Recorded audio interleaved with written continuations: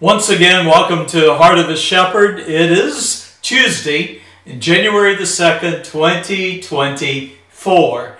Now, our title today is Warning: When the Wicked Beareth Rule, the People Mourn. Now, our scripture reading, 2 Chronicles chapter 23. Well, the drama in today's scripture reading is rich and vivid. Now, keeping all the names in order, the names of the kings and the names of the queens and the sons, and keeping all those names in order is a challenge, even for some who have been immersed in the scriptures for years. And yet the reminder that God is sovereign is more important than remembering all the individual names. Never forget that the Lord is almighty, and you and I can be assured His plans and purposes will not fail. Well, before we dive into our study, let's do a little background, 2 Chronicles chapter 22.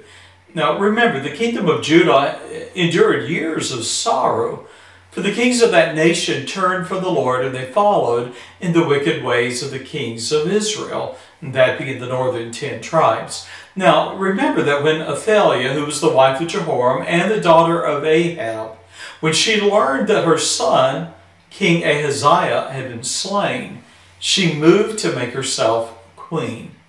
Now, we read in chapter 22 that she slew all the seed royal of the house of Judah and secured the throne of Judah for herself. And providentially, however, you might remember that there was one son of the king, the youngest, who survived the murderous rampage of the queen, for Jehoshaphat, the daughter of the king, took Joash, the son of Ahaziah, and stole him from among the king's sons that were slain, and put him and his nurse in a bedchamber. Now, we know from the scriptures that that bedchamber was actually within the housing of the temple itself, where the chief priests would have abided. And so, though only an infant at the time, Joash was hidden in the temple for 6 years. All the while, his wicked grandmother, Athaliah, reigned over the land. Verse 12. Well, that brings us to 2 Chronicles 23. Now, Queen Athaliah, again, ruled Judah for 6 years, not knowing Joash, the surviving son of Ahaziah and rightful heir to the throne, was actually hiding almost in the shadow of the palace, for he was in the temple, growing up under the care and the tutelage of Jehoiada, the high priest, according to chapter 22 and verse 1. And so it was in the 7th year of Athaliah's reign that Jehoiada determined it was time to establish young Joash, though only around 7 years of age, to establish him as the king of Judah.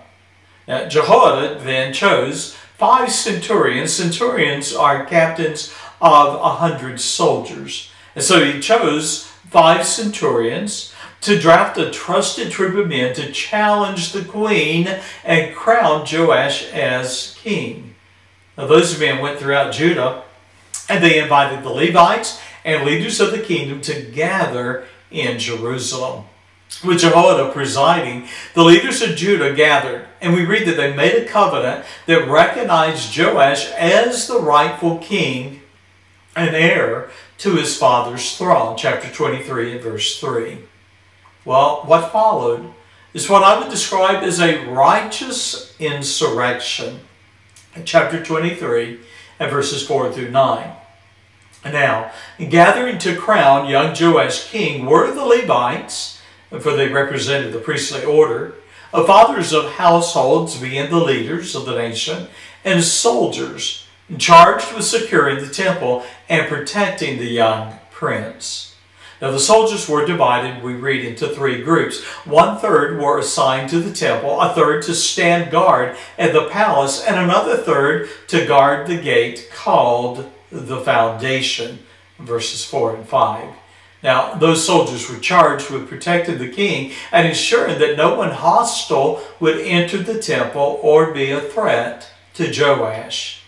Well, also, bearing weapons were the Levites, who encircled the young king, and they were ordered to kill any who approached. And by the way, Verse 9 of 2 Chronicles 23 gives us some insight into the times, for we find that there were spears and bucklers being small shields, and shields, larger shields, stored in the temple that actually dated to the days of David.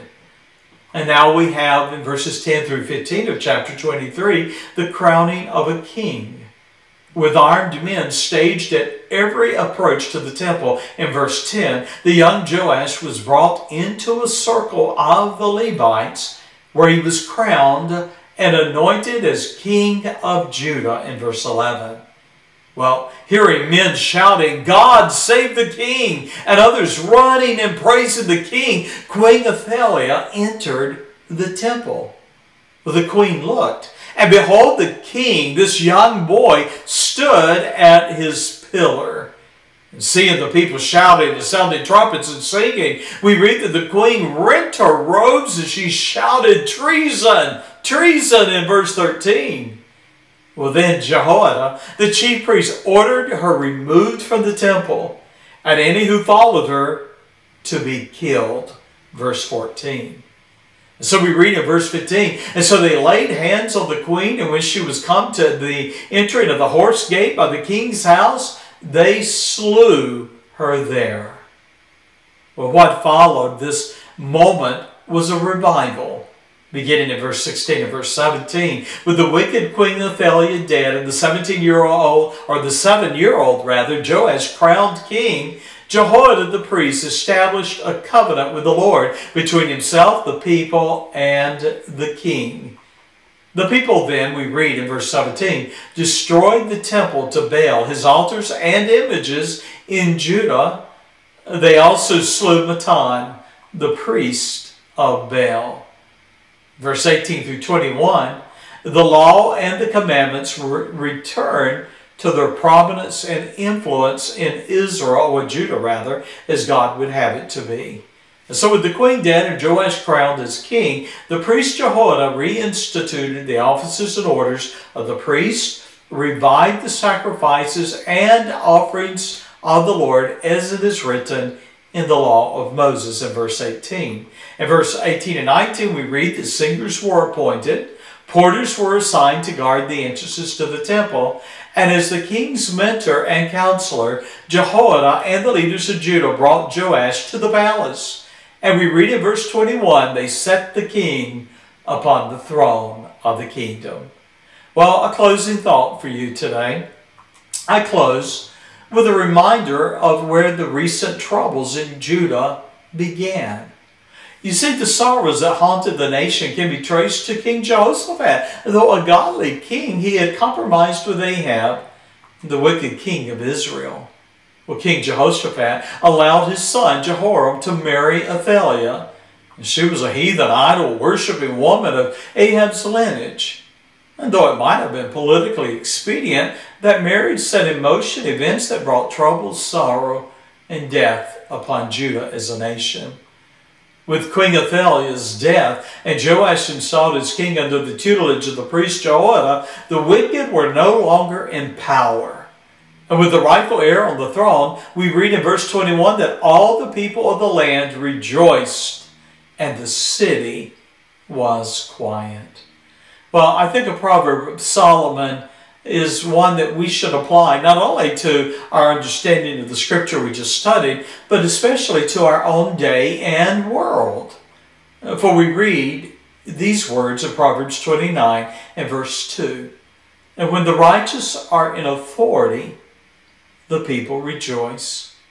But when the wicked beareth rule, the people mourn. Look at the world around us today.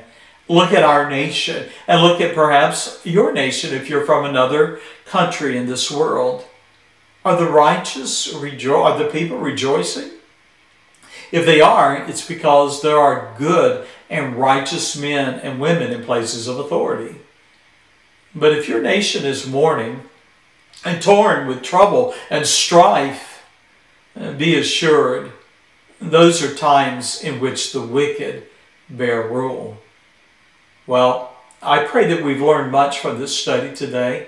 We've seen the usurper of the throne that did not belong to her. We've seen the influence of leaders that turn the people away from godliness and morality to sin and wickedness. And so it is, as a nation, when we choose our leaders, we bear the responsibility of those choices. Oh, that we might choose righteousness. God bless you. May you be instructed in God's truth, for these things are given to us that we might be the wiser. Bye-bye.